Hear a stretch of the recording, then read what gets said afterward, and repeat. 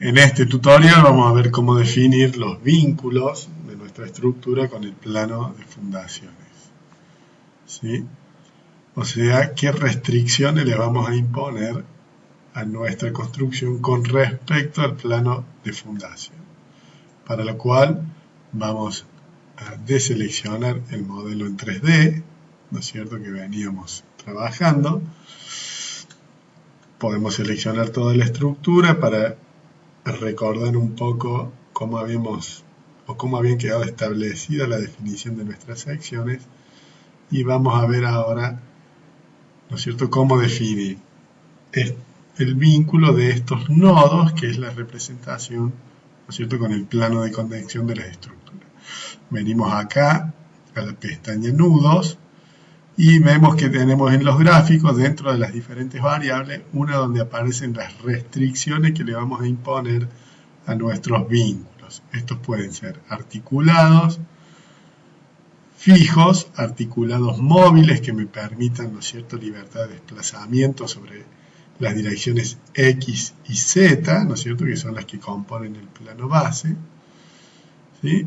Y algunas restricciones dobles, empotramiento o quitar, ¿no es cierto?, la definición que le acabamos de dar, por si queremos ensayar alguna otra variable dentro de lo que es nuestros vínculos.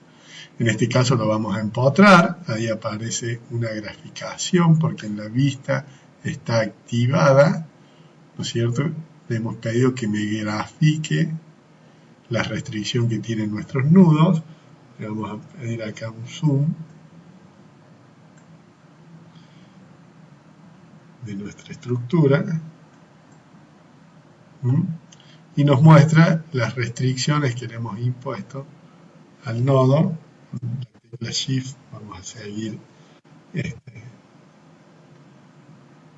seleccionando nodo y ahí aparecen las restricciones, ¿no es cierto?, a los desplazamientos y que están perfectamente empotrados. Y acá aparecen en nuestra tabla, ¿no es cierto?, con los tildes, las restricciones a las traslaciones en X, en Y y en Z, y a las rotaciones en X, en Y y en Z. Si quisiéramos hacer alguna variable, podríamos destildar,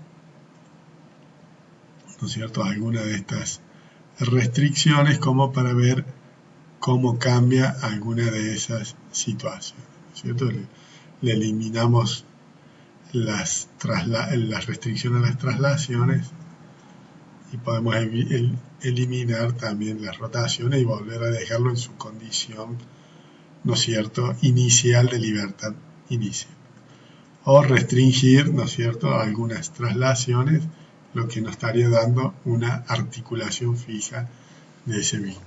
También podemos definir para el vínculo entre lo que serían las columnas en su inserción en las fundaciones algún tipo de resorte, ¿no es cierto?, donde solo voy a restringir las compresiones, o sea que no tome tracciones ese vínculo, que eso podría ser una representación de algún tipo de situación especial de la zapata o de la conexión de la columna con el vínculo, y también puedo establecer, ¿no es cierto?, relaciones de rigideces traslacionales y rotacionales de ese tipo de vínculo, donde puedo generar, ¿no es cierto?, las características más parecidas a la condición real que tienen los vínculos.